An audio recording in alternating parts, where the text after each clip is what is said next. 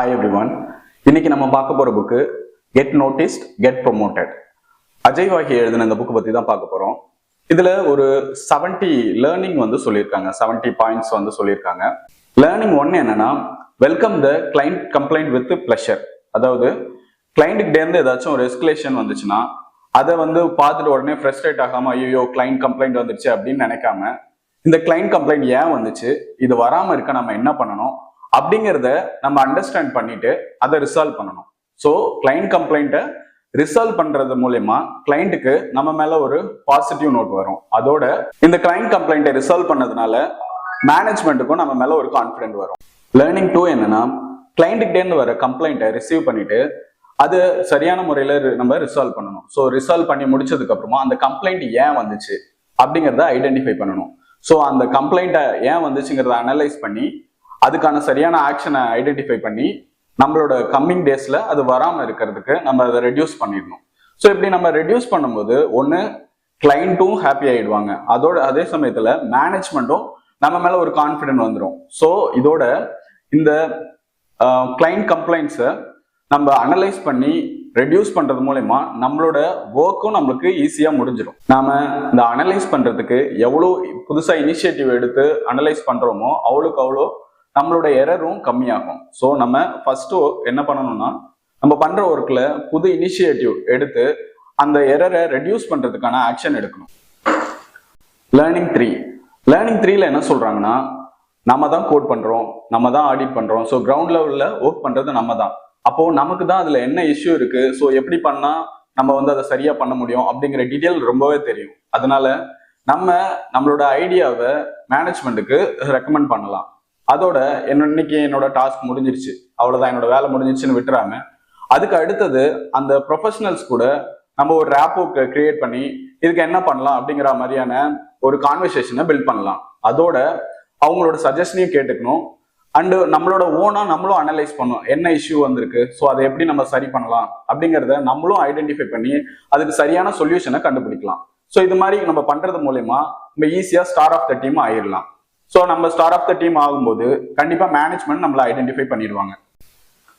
அடுத்தது லேர்னிங் 4ல என்ன சொல்றாங்கன்னா, மேனேஜ்மெண்ட்டுக்கு நிறைய பிளான் இருக்கும். அவங்களுக்கு புது ஸ்ட்ராட்டஜி பிளான் பண்றது, புது கிளைண்ட்டை உள்ள கொண்டு வர்றது, அது மாதிரி நிறைய பிளான் இருக்கும், அவங்களுக்கு நிறைய ஒர்க் இருக்கும்.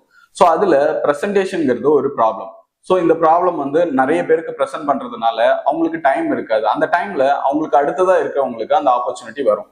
ஸோ அப்போ அந்த ஆப்பர்ச்சுனிட்டி உங்களுக்கு கிடைச்சதுன்னா அதை அக்செப்ட் பண்ணிட்டு கிளைண்ட்டை எப்படி இம்ப்ரெஸ் பண்ணணும், அதுக்காக உங்களோட ஸ்கில் என்னென்ன டெவலப் பண்ணணும், என்ன ட்ரைனிங் நீங்க எடுத்துக்கணும், அதெல்லாம் நீங்க ப்ராப்பரா உங்களோட ஸ்கில்லை டெவலப் பண்ணிக்கிட்டீங்கன்னா ஸோ ஈஸியா உங்களை அவங்களோட டீம்ல ஒரு மெம்பரா அக்செப்ட் பண்ணிப்பாங்க. ஸோ இமீடியட்டா உங்களோட சேலரி அண்ட் உங்களோட கேரியர் க்ரோத் எல்லாமே இமீடியட்டா நடக்கும். அடுத்தது லேர்னிங் 5ல என்ன சொல்றாங்கன்னா, உங்களோட சூப்பர்வைசர் உங்களை எப்போ மீட்டிங்க்கு இன்வைட் பண்ணியிருக்காங்களோ அப்போ கிளைண்ட் சைட்ல ஏதோ இஷ்யூ எப்படி ஃபிக்ஸ் பண்றது, அப்படி இல்லைன்னா ப்ராசஸ்ல ப்ரொடக்ஷன் எப்படி இம்ப்ரூவ் பண்றது, இல்ல வேற ஒரு இஷ்யூ இருக்கு, ஸோ இல்லைன்னா கிளைண்ட்டுக்கு ப்ரெசன்டேஷன் கொடுக்கணும், எப்படி பண்ணலாம் அப்படிங்கிற ஒரு முக்கியமான விஷயத்துக்காக தான் உங்களை அந்த இன்வைட்ல ஆட் பண்ணியிருக்காங்க. ஸோ நீங்க அந்த மீட்டிங்ல சைலண்டா இருக்காம உங்களோட தாட் ஏதாச்சும் இருந்துச்சுன்னா உங்களோட ஐடியாஸை நீங்க அவங்க கூட ஷேர் பண்ணலாம். ஸோ இது மூலயமா உங்க ஐடியாவை யூஸ் பண்ணி அவங்க அதை பெட்டரா பெர்ஃபார்ம் பண்றதுக்கோ இல்ல அவங்க பில்ட் பண்ணி டீமோட இஷ்யூவை ஃபிக்ஸ் பண்றதுக்கோ அது ஹெல்ப்ஃபுல்லா இருக்கும். ஸோ அப்படி அவங்க அதை பண்ணும்போது உங்களோட அந்த கிரியேட்டிவ் ஐடியா எப்போ அக்செப்ட் பண்ணுதோ, மோர் அண்ட் மோர் உங்க ஐடியா எப்பெல்லாம் அக்செப்ட் ஆகிட்டே இருக்கோ அதே மாதிரி உங்களோட க்ரோத்தும் இன்க்ரீஸ் ஆகிட்டே இருக்கும். ஸோ உங்களை ஒரு இம்பார்ட்டன்ட் பர்சனா அந்த டீம்ல கன்சிடர் பண்ணுவாங்க. உங்களோட டிமாண்ட் அதிகமாகும். உங்களோட டிமாண்ட் அதிகமாச்சுன்னா ஆட்டோமேட்டிக்கா உங்களோட கேரியர் க்ரோத்தும் நடந்துடும். அடுத்தது லேர்னிங் 6ல என்ன சொல்றாங்கன்னா, இப்போ உங்களுக்கு ஒரு இஷ்யூ இருக்கு ஒர்க் பண்ணும்போது அப்படின்னா இமீடியட்டா போய் உங்க சூப்பர்வைசர்ட்ட அதை அட்ரஸ் பண்ணாம நீங்க பாசிபிள் ரீசனை ஐடென்டிஃபை பண்ணிட்டு சொல்யூஷனோட நீங்க போய் அவங்களுக்கு அட்ரஸ் பண்ணலாம். எக்ஸாம்பிளுக்கு உங்களுக்கு இப்போ ஒரு சாஃப்ட்வேர் ஒர்க் ஆகல. ஸோ சாஃப்ட்வேர் ஒர்க் ஆகலைன்னா நீங்க என்ன பண்ணணும், you have to check by your own. உங்களுக்கு ஏதாச்சும் நெட்வொர்க் இஷ்யூ இருக்கா, இல்ல வேற ஏதாச்சும் கனெக்டிவிட்டி இஷ்யூ இருக்கா, இல்ல விபிஎன் இஷ்யூவா அப்படிங்கிறத நீங்க ஐடென்டிஃபை பண்ணி you try to resolve your self. இல்ல உங்களால அது ரிசால்வ் பண்ண முடியாதுங்கும் போது அதுக்கு என்ன சொல்யூஷன், கரெக்டான சொல்யூஷன் என்னவா இருக்கும் அப்படிங்கிறத ஐடென்டிஃபை பண்ணி உங்க சூப்பர்வைசர்ட்ட நீங்க சொல்லும் போது, எனக்கு இந்த இஷ்யூ ஆயிடுச்சு, இதுக்கு இதான் சொல்யூஷன், எனக்கு அதை பண்ணி கொடுங்க, இது என்னால பண்ண முடியாது அப்படிங்கிற மாதிரியான ஒரு சொல்யூஷனோட நீங்க போகும்போது ஆல்ரெடி உங்க சூப்பர்வைசருக்கு டெய்லி டாஸ்க் நிறைய இருக்கும். ஸோ அதை அவங்க முடிக்கிறதுக்கே ரொம்ப கஷ்டப்பட்டுக்கிட்டு இருப்பாங்க. அப்போ புதுசா இன்னொரு ப்ராப்ளம் போகும்போது அந்த ப்ராப்ளத்தை எப்படி அவங்க வந்து ரிசால்வ் பண்றதுன்னு தெரியாம கன்ஃபியூஸ் ஆவாங்க. கன்ஃபியூஸ் ஆகுறதோட அதை ரிசால்வ் பண்றதுக்கு டிலே ஆக வாய்ப்பு இருக்கு. அப்போ நீங்களே சொல்யூஷனும் கொடுக்கும்போது அவங்களுக்கு ஈஸியா இருக்கும். நீங்க சொல்யூஷனை அவங்களுக்கு சஜஸ்ட் பண்ணும்போது ஸோ உங்களோட சூப்பர்வைசர் உங்களை ஒரு பொட்டன்ஷியல் கேண்டிடேட்டா ஐடென்டிஃபை பண்ணி ஸோ நெக்ஸ்ட் இது மாதிரி இஷ்யூ வரும்போது உங்களோட சப்போர்ட் எடுத்துட்டு அந்த டீமோட ஒரு ஐடென்டிஃபை பண்ணி ஒரு பெட்டர் பெர்ஃபார்மரா, ஒரு ஸ்டார் பெர்ஃபார்மரா உங்களை ட்ரீட் பண்ணுவாங்க. அடுத்தது லேர்னிங் 7. லேர்னிங் 7ல என்ன சொல்றாங்கன்னா, அந்த காலத்துலலாம் வந்து ஒரு நல்ல பெர்ஃபார்மர் அப்படிங்கறத எப்படி கண்டுபிடிப்பாங்க, இல்ல அவங்க வந்து பங்க்சுவாலிட்டியா இருக்காங்க அப்படிங்கறத எப்படி கண்டுபிடிப்பாங்கன்னா அவங்க மீட்டிங்ல ஜாயின் பண்றதை வச்சுதான் கண்டுபிடிப்பாங்களாம். பட் இப்போ அப்படி இல்லை. இருந்தா கூட நம்ம ஒரு மீட்டிங் இன்வைட் பண்ணியிருக்கோம்னா so every one time is important. அப்போ நம்ம என்ன பண்ணணும்னா அந்த மீட்டிங்க்கு ஒரு 5 மினிட்ஸ் ஒரு 10 மினிட்ஸ் ப்ரேயராகவே நம்ம அந்த மீட்டிங்ல ஜாயின் பண்ணிடணும். நம்ம 5 to 10 மினிட்ஸ் ப்ரேயரா ஜாயின் பண்ணும்போது நமக்கு அந்த கனெக்டிவிட்டி இஷ்யூ ஏதாச்சும் இருந்துச்சு, நம்மளால ஆன் டைம்ல ஜாயின் பண்ண முடியலன்னா கூட ஸோ அந்த இஷ்யூ ஏதாச்சும் இருந்துச்சுன்னா நம்ம அந்த பிஃபோர் த டைம் லைனுக்குள்ளார அந்த இஷ்யூவை ஃபிக்ஸ் பண்ணிட்டு நம்மளால ஆன் டைமுக்கு ஜாயின் பண்ண முடியும். ஸோ ரெகுலரா நம்ம பங்க்சுவலா இருக்கிறத மேனேஜ்மெண்ட் கண்டிப்பா நோட்டீஸ் பண்ணுவாங்க. ஸோ நம்ம ஒரு பங்க்சுவாலிட்டியை மெயின்டைன் பண்ணும்போது நம்மளோட ஒரு பொட்டன்ஷியல் கேண்டிடேட் அப்படிங்கிறத ஐடென்டிஃபை பண்ணி நெக்ஸ்ட் டாஸ்க்கு நமக்கு அசைன் பண்றதுக்கான ஆப்பர்ச்சுனிட்டி அங்கே கிடைக்கும். ஸோ நம்ம மீட்டிங் எப்போதுமே ஆன் டைம் ஜாயின் ஆயிடணும். அடுத்தது என்னன்னா லேர்னிங் 8. ஸோ லேர்னிங் 8ல என்ன சொல்றாங்கன்னா, நம்ம கம்பெனிக்கு ஏதாச்சும் காஸ்ட் கட்டிங் ஐடியாவை சஜஸ்ட் பண்றது மூலயமா அந்த கம்பெனியில இருக்கிறவங்க, மேனேஜ்மெண்ட்ல இருக்கவங்க நம்மளை நோட்டீஸ் பண்ணி சப்போஸ் நம்ம கொடுக்குற அந்த ஐடியாவை வந்து அவங்க அக்செப்ட் பண்ணிட்டாங்கன்னா கம்பெனி வந்து நம்மளை பேம்பர் பண்ணி நம்மளோட கேரியர் க்ரோத் எல்லாத்துக்குமே அவங்க சப்போர்ட் பண்ணுவாங்க. ஸோ காஸ்ட் கட்டிங்கிறது எதுவாக வேணா இருக்கலாம். ஃபார் எக்ஸாம்பிள் ப்ரொடக்டிவிட்டியை நம்ம இம்ப்ரூவ் பண்றதா இருக்கலாம், இல்லை வந்து எக்ஸஸா நம்ம யூஸ் பண்ற யூசர் குவாலிட்டிலையோ, இல்லை வேற டிராவல், இல்லை அட்மின் ஆர் ஐடி எந்த இடத்துலயா இருந்தாலும் நம்ம அந்த ஒர்க்கோட அந்த கம்பெனிக்கு கம்மி பண்ணி கொடுக்கறது மூலயமா அவங்களோட இன்கம்மை இன்க்ரீஸ் பண்றது மூலயமா அவங்க வந்து இமிடியேட்டா நம்மளை ரெகக்னைஸ் பண்ணுவாங்க.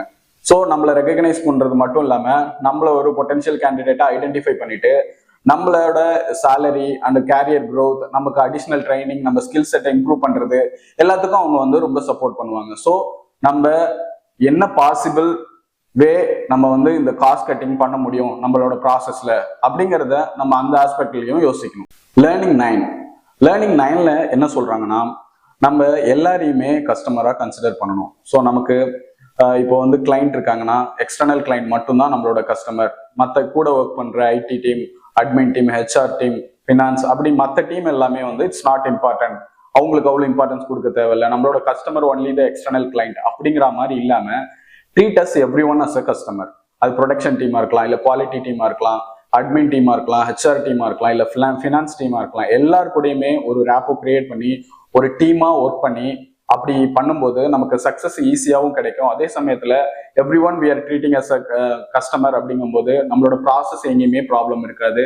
ஆன் டைம்ல நம்மளோட ஒர்க்கும் ஈஸியா நடக்கும் அப்படின்னு சொல்றாங்க. ஸோ நம்ம வந்து வெறும் 10% ஆஃப் எக்ஸ்டர்னல் கிளைண்ட்டை மட்டும் கஸ்டமர்னு இல்லாம மீதி இருக்க 90% ஆஃப் த இன்டர்னல் கஸ்டமரையும் நம்ம கஸ்டமரா, ரியல் கஸ்டமரா கன்சிடர் பண்ணி ஒர்க் பண்ணோம்னா நம்ம ஈஸியா சக்சஸ் பண்ணிடலாம். ஸோ இது மூலயமா கம்பெனியோட க்ரௌத்தும் இன்க்ரீஸ் ஆகும், அதே சமயத்துல கிளைண்ட்டும் ஹாப்பியா இருப்பாங்க அப்படின்னு சொல்றாங்க. நாம இந்த கஸ்டமரிசமத்தை 100% ஃபாலோ பண்ணும்போது ஸோ எவ்ரி ஒன் ஹாப்பி அப்படிங்கும் போது கம்பெனி ஈஸியா நம்மளை நோட்டீஸ் பண்ணிடுவாங்க. ஸோ நெக்ஸ்ட் லெவலுக்கு நம்மளை ப்ரிஃபர் பண்ணுவாங்க. லேர்னிங் 10. லேர்னிங் 10ல என்ன சொல்றாங்கன்னா, நம்ம இன்டர்னல் பாலிடிக்ஸ் எப்போதுமே பண்ணவே கூடாது அப்படின்னு சொல்றாங்க. ஸோ நம்ம ஒரு பாலிடிக்ஸ் பண்ணி இன்னொருத்தவங்களோட ஒர்க்கை நம்ம பண்றதுக்கு ஒரு சின்ன நல்ல கான்ஃபிடென்ஸா பேசவும் நல்ல கம்யூனிகேஷனும் இருந்தா போதும். நம்ம அவங்களோட ஒர்க்கை நம்ம பண்ண மாதிரி காமிச்சிக்கலாம். ஆனா ஷார்ட்கட்ல நமக்கு வர வெற்றி ஷார்ட் டைம்ல போயிடும். ஸோ அதே இன்னொரு டைம் நமக்கு அதே மாதிரி சுச்சுவேஷன் எடுத்து நெக்ஸ்ட் ஒரு இஷ்யூ வரும்போது நம்மளால அதை சால்வ் பண்ணவோ இல்லை அதுக்கு பெட்டரா ஒரு ஐடியாவை ப்ரிஃபர் பண்ணவோ முடியாது. ஏன்னா அதை நம்ம ப்ரிப்பேர் பண்ணாம இன்டர்னல் பாலிடிக்ஸ்ல ஒருத்தங்களை பத்தி தப்பா பேசியோ இல்லை வந்து ஒரு பேட் நேம் வாங்கியோ இல்லை அவங்களோட ரெகக்னேஷனை ப்ராப்பரா கொடுக்காம நெக்ஸ்ட் லெவல் நம்ம வாங்கிட்டோம் அப்படின்னா அது நமக்கு ஷார்ட் டேர்ம் தான். இதுல வந்து எந்த ஒரு கேரியர் க்ரோத்தும் நமக்கு கிடைக்காது அப்படின்னு சொல்றாங்க. ஸோ இன்னொன்னு என்னன்னா, நம்ம இப்போ நல்ல பெர்ஃபார்மன்ஸோட குட் இன்டெகிரிட்டி அண்ட் ஹானஸ்டியோட ஒர்க் பண்ணும்போது ஓவர் த பீரியட் உங்களுக்கு ஆட்டோமேட்டிக்கா உங்களுக்கான ரெகக்னேஷன் வந்துடும். So company will definitely notice you because of your honesty, your performance. You will immediately you will be promoted. So அதனால இந்த இன்டர்னல் பாலிடிக்ஸை கம்ப்ளீட்டா அவாய்ட் பண்ணிடுங்க அப்படின்னு சொல்றாங்க. லேர்னிங் லெவல்ல என்ன சொல்றாங்கன்னா, அன்பிளான்டா எந்த லீவும் எடுக்காதீங்கன்னு சொல்றாங்க. ஸோ அன்பிளான் லீவ்னா எக்ஸப்ட் சிக் லீவ் இல்ல எமர்ஜென்சி லீவ், இது இல்லாம நமக்கு ஒரு லீவ் எடுக்கிறோம்னா அது பிளான்டு லீவா எடுங்க அப்படின்னு சொல்றாங்க. அன்பிளான் லீவா எடுக்கிறது மூலயமா அன்னைக்கு பிளான் பண்ணிருக்க கமிட்டட் நம்பர் மூவ் ஆகாம போகிறதுக்கான வாய்ப்பு இருக்கு. ஸோ நம்ம பண்ண வேண்டிய ஒர்க்கை இன்னொருத்தங்க அன்னைக்கு பண்ண வேண்டியிருக்கு. அதே நம்ம பிளான் பண்ணி ஒரு 1 மந்த், ஒரு 10 days 15 days முன்னாடி அவங்களுக்கு இன்ஃபார்ம் பண்றது மூலயமா மேனேஜ்மெண்ட் நம்மளோட கஸ்டமர் கிட்ட அதை இன்ஃபார்ம் பண்ணிடுவாங்க. அப்படி இல்லைன்னா அன்னைக்கு அடிஷ்னலா ஒரு யூசரை ஒர்க் பண்ண வைப்பாங்க. ஸோ இப்படி பண்றது மூலயமா அவங்களுக்கு ஒர்க் ஈஸி ஆயிடும். ஆல்ரெடி அவங்களே மல்டி டாஸ்கிங்ல இருக்கும்போது நீங்க சடனா வந்து இன்னைக்கு என்னால ஒர்க் பண்ண முடியாது அப்படின்னு சொல்லும்போது, ஆல்ரெடி இருக்கிறவங்க ரெகுலர் டாஸ்கை முடிக்கிறதுக்கே கஷ்டப்படும் போது உங்களோட ஒர்க்கையும் ஷேர் பண்ணி அடுத்தவங்க பண்ணும்போது அவங்களுக்கு எல்லாருக்குமே அது ஒரு ஃப்ரஸ்ட்ரேட்டட் சுச்சுவேஷனை உருவாக்கும். ஸோ அந்த டீமும் சஃபர் ஆகும், உங்களோட சூப்பர்வைசரும் சஃபர் ஆவாங்க. ஸோ இதை அவாய்ட் பண்றதுக்கு நீங்க பிளான் பண்ணி ப்ரொஃபஷனலா நீங்க லீவ் எடுத்தீங்கன்னா உங்களை ஒரு ப்ரொஃபஷனல்னு கன்சிடர் பண்ணுவாங்க. ஸோ நீங்க என்ன பண்ணணும்னா, உங்களோட லீவ் 90% வந்து பிளான்டு லீவா இருக்கணும். ஸோ உங்களோட லீவை ப்ரையரா உங்க சூப்பர்வைசருக்கு இன்ஃபார்ம் பண்ணும்போது உங்களோட ப்ரொஃபஷனல் பிஹேவியரா அவங்க நோட்டீஸ் பண்ணி உங்களை ஐடென்டிஃபை பண்ணி ஒரு பொட்டன்ஷியல் கேண்டிடேட்டா அவங்க கன்சிடர் பண்ணி நெக்ஸ்ட் ஆப்பர்ச்சுனிட்டிக்கு ரெக்கமெண்ட் பண்ணுவாங்க. லேர்னிங் 12 என்ன சொல்றாங்கன்னா, நீங்க ஒரு நாளைக்கு வந்து 100 டாஸ்க் பண்றது முக்கியம் இல்லை. உங்களோட டாஸ்க் எது இம்பார்ட்டன்ட் டாஸ்க் அப்படிங்கறத ஐடென்டிஃபை பண்ணி அந்த இம்பார்ட்டன்ட் டாஸ்க்கை ஃபர்ஸ்ட் முடிக்கணும். ஸோ கிளைண்ட் சைட்ல இருந்து வர்ற client complaint is high priority. So அது மாதிரி உங்களோட டெய்லி ஆக்டிவிட்டியை எது ஹை ப்ரையாரிட்டி எது லோ ப்ரையாரிட்டிங்கிறத ஐடென்டிஃபை பண்ணி ஹை ப்ரையாரிட்டியை இமிடியேட்டா முடிச்சுட்டு அதுக்கு அடுத்தது லோ ப்ரையாரிட்டியை ஒர்க் பண்ணணும். ஸோ நம்மளோட ஒர்க் முடிஞ்சதுக்கு அப்புறமா நம்மளோட அடிஷ்னலா எந்த இஷ்யூ இருக்கு அந்த இஷ்யூ எப்படி ஷார்ட் அவுட் பண்ண முடியுங்கிறது நம்ம சொல்யூஷனை கண்டுபிடிக்கணும். ஸோ இப்படி நம்ம பண்றது மூலயமா நம்மளோட டே டு டே ஆக்டிவிட்டி, நம்மளோட ஒர்க் டே பை டே வந்து இம்ப்ரூவ் ஆகி நம்மளோட ஸ்கில் செட் இம்ப்ரூவ் ஆகி நம்மளோட ஒர்க் ப்ரெஷர் அண்ட் நம்மளோட ஒர்க் லைஃப் பேலன்ஸ் மேனேஜ்மெண்ட்டும் நம்மளோட ஈஸியா பண்ண முடியும்னு சொல்றாங்க. லேர்னிங் 13 என்ன சொல்றாங்கன்னா, உங்களோட டெய்லி ஒர்க் முடிஞ்சிருச்சா, அப்பா என்னோட வேலை இன்னைக்கு முடிஞ்சிருச்சு அப்படின்னு சொல்லி அதை அப்படியே விடாம அடுத்தது வந்து எனக்கு இப்போதான் நான் ஜாயின் பண்ணியிருக்கேன், ஸோ இன்னும் எனக்கு நிறைய டைம் இருக்கு, நான் என்னோட கேரியரை வந்து பிளான் பண்றதுக்கு, இப்போ ஜஸ்ட் இன்னைக்கு டார்கெட் முடிஞ்சுதா ஓகே அப்படின்னு இல்லாம உங்களோட டெய்லி ஒர்க் முடிஞ்சதுக்கு அப்புறமா உங்களோட சீனியர்கிட்ட போயிட்டு நீங்க பேசுறது மூலயமா ஐடியாஸ், உங்களோட இதை எப்படி ஃபர்தரா இம்ப்ரூவ் பண்ண முடியும், நான் எப்படி ஒர்க் பண்ணா என்னோட கேரியர் க்ரோத்தை நான் பிளான் பண்ண முடியும் அப்படிங்கறதெல்லாம் டிஸ்கஸ் பண்ணி அவங்கள்ட்ட ஐடியா கேளுங்க. ஃபார் எக்ஸாம்பிள் உங்க சூப்பர்வைசர்ட்டே நீங்க போய் கேட்கலாம் இதை. ஆனா நீங்க கேட்க போறதுக்கு முன்னாடி அவங்களுக்கு ஆல்ரெடி உங்களை மாதிரி நிறைய பேர் இருப்பாங்க கேட்கறதுக்கு. ஸோ நீங்க அவங்கள்ட்ட ஒரு டைம் கேளுங்க, நீங்க எப்போ ஃப்ரீ, ஸோ எனக்காக ஒரு 5 minutes 10 minutes ஸ்பெண்ட் பண்ண முடியுமா அப்படிங்கிறத அவங்கள்ட்ட ஒரு டைம் வாங்கிட்டு அவங்க எப்போ ஃப்ரீயா இருக்காங்களோ அந்த டைம்ல அவங்க கூட கனெக்ட் பண்ணி, ஸோ இது மாதிரி நான் கேரியர் க்ரோத் பண்ணணும்னா என்ன நான் பண்ணணும் அடிஷ்னலா, ஸோ எப்படி நான் வந்து என்னோட கேரியரை ஷேப் பண்ணி இன்னும் என்னோட சேலரியை இம்ப்ரூவ் பண்ணி நான் வந்து சக்சஸ் பண்ண முடியும் அப்படிங்கிற ஒரு டிஸ்கஷனை நீங்க அவங்கள்ட்ட கேட்கும்போது அவங்க உங்களுக்கு பெட்டர் ஆப்ஷனை சஜஸ்ட் பண்ணுவாங்க. அதோட நீங்களும் உங்களுக்கு எது பிடிக்கும் எது பிடிக்காது, நம்ம என்னவா ஆகணும் அப்படிங்கிற ஒரு உங்களை பத்தி நீங்க அனலைஸ் பண்ணி ஸோ நீங்க ஒரு பிளான் எடுக்கும்போது உங்க கேரியர் க்ரோத் நீங்க பில்ட் பண்றதுக்கு அது ஈஸியா இருக்கும்னு சொல்றாங்க. அடுத்து லேர்னிங் 14 என்ன சொல்றாங்கன்னா, நம்ம இப்போ மேனேஜர்கிட்ட ஒரு விஷயத்த எடுத்துட்டு போகும்போதோ இல்லை சொல்லும் போதோ இல்லை இஷ்யூக்கு நம்ம சொல்யூஷன் கொடுக்கும் போதோ ஒரு இமேஜினேட்டிவ் ஸ்டேட்மெண்டா எதுவும் நம்ம இமேஜின் பண்ணி கொடுக்க கூடாதுன்னு சொல்றாங்க. அதுக்கு பதிலா you give data. So data it self speaks. அதாவது டேட்டா நம்ம கொடுத்தா போதும், அந்த டேட்டாவே செல்ஃபா உங்களுக்கு எக்ஸ்பிளைன் பண்ணிடும் என்ன இஷ்யூ எங்க நம்ம என்ன பண்ணணும் அப்படின்னு சொல்லிட்டு.